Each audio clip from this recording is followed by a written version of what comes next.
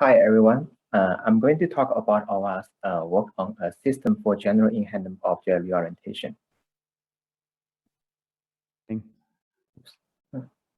So consider three tasks that people do in everyday life. A common aspect is reorienting objects with their hand. Unfortunately, our robot is not able to perform such a task. First, there are frequent contacts between the fingers and objects. Second, the control space is high-dimensional. Today, I will show a system that can also similarly reorient objects as shown in this video.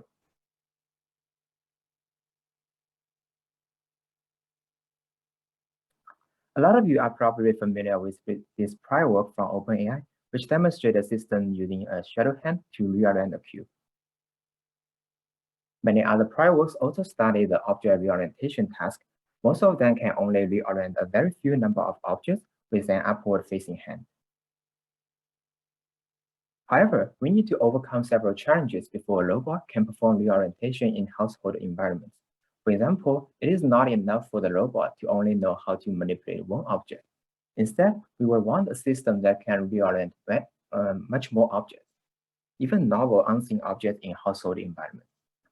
Then, how do we learn such a policy? One might think that we need to condition the policy on the object shape information. Is that really the case? We will investigate this in our work. Second, we will want a hand to reorient objects in any orientation. In the extreme case, the hand can face downward. If we want to reorient the object in this case, one might say we can rotate the robotic hand such that it faces upward, and then do the reorientation. However, this is less efficient in time compared to if the robot can reorient objects directly when it faces downward. However, training such a policy is challenging. When the hand faces upward, there's a supporting force from the hand, and hence the object is in a stable configuration. However, when the hand faces downward, there's no such direct supporting force, so the objects can fall easily, which makes the learning much harder. Another challenge is that we want to have the policy to work with real-world observation. For example, the policy can use state information such as target orientation, object pose, joint positions, and maybe some viewing information. So bringing all these challenges together, we would like a system that can reorient as many objects as possible, even when the hand faces downward, using only real-world observations. So this brings up two questions. First, how to reorient many objects with the real-world observations. Second, how to reorient objects with the hand facing downward. Let's dive into the first question. So in our work, we will consider two object datasets. The first one is the EG80 dataset, which has over 2,000 geometrically different objects. The second one is the YCB dataset, which has 78 common household objects. Instead of creating specialized architecture to process the object shape information, we can start with the simplest system. We can try to train a policy without providing any object shape information and see how far we can go with it. So the policy will use real-world observations such as joint positions, goal orientation, and object pose information. And then we can use reinforcement learning to train this policy.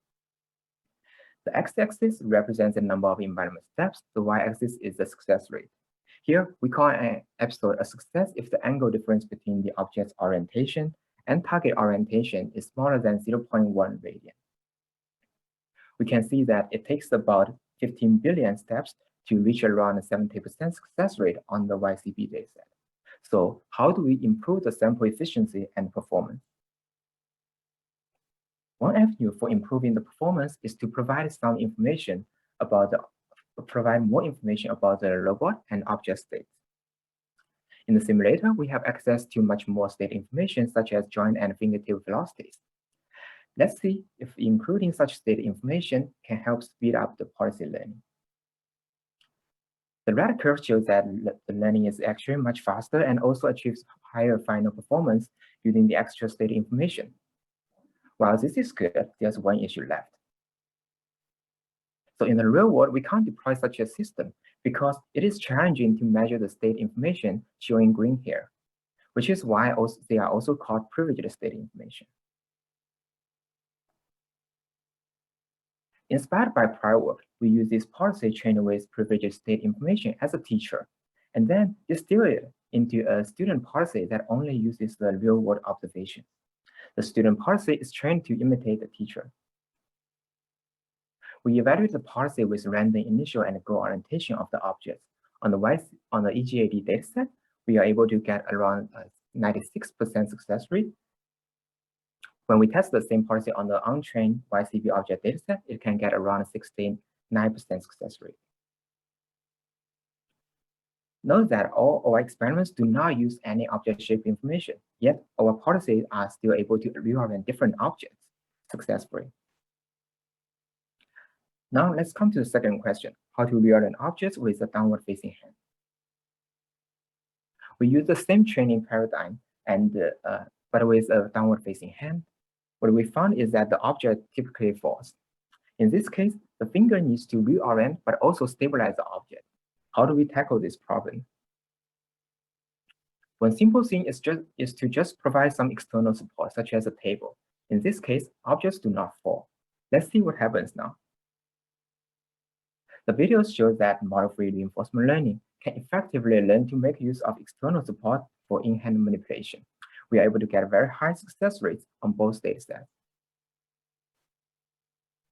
Here, I'm showing more examples of the policy reorienting different objects.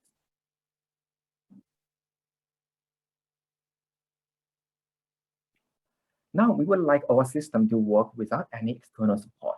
The main challenge we saw is that if we randomly initialize the object, then there may not exist any configuration of the fingers that can stabilize the object, or the fingers cannot move fast enough to catch the object and stabilize it.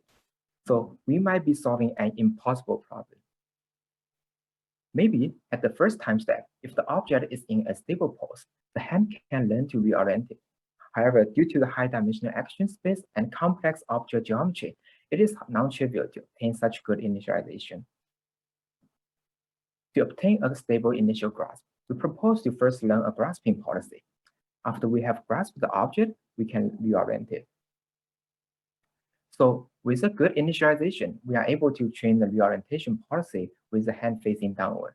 Here are two examples of how the policy performs.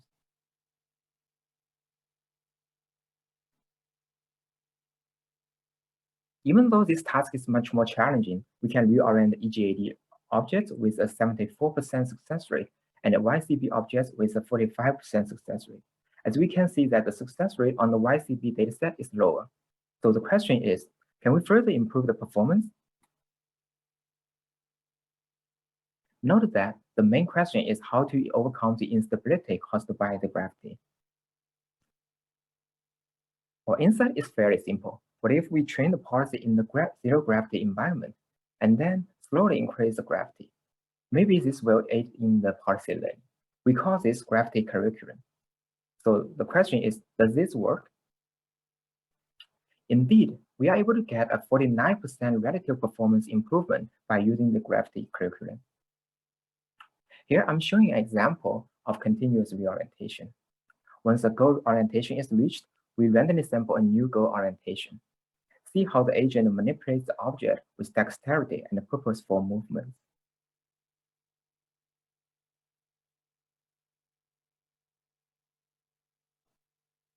Here are more examples how the same policy is reorienting different objects. Surprisingly, the policy does not use any object shape information. Our student policy requires the joint positions, object pose, and target orientation information. How do we measure the object pose in the real world? Either one can use a motion capture system, which is unrealistic, or we can build a computer vision-based system to estimate object pose. But such system is challenging to be applied when the objects are symmetric. So we can overcome these challenges if we can train a system, if our system can directly work with raw point cloud captured by the RGBD camera. So therefore, we will also want a student vision policy that works with vision input. While there are many choices to process the point cloud information, such as PointNet or DGCNN, we found that they are typically slower and consume more memory. Therefore, we developed a sparse 3D convolutional network to process the point cloud information. This table shows that our policy also works with point cloud observation. More results are in the paper. So one question you might have is that are the policies exploiting the simulator? We provide some analysis and evidence in the paper showing that it is not the case. Here I'm showing some failure cases. One is due to the unstable initialization. Another one is manipulating elongated objects. To summarize my talk, we present a general system that can reorient many different objects when the hand faces upward and downward. We found 3 components to be critical. First, using a teacher-student training paradigm can significantly improve the sample efficiency. Second, providing a good initialization is critical when the hand faces downward. Third, using a graphic curriculum can help further boost the policy performance. One last thing, our surprising finding is that the skill of reorienting different objects can be learned without knowing any object shape information. With that, I would like to end my talk. Our poster is number 14. I'm happy to take any question. Thank you.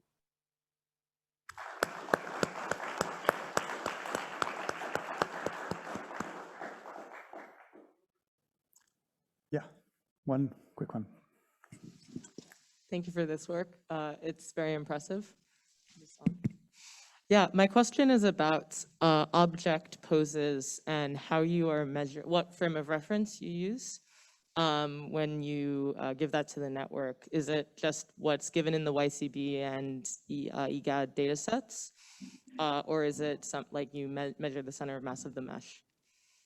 Yes, so the object pose, we just get it from the original dataset and then convert it into the UIDF format.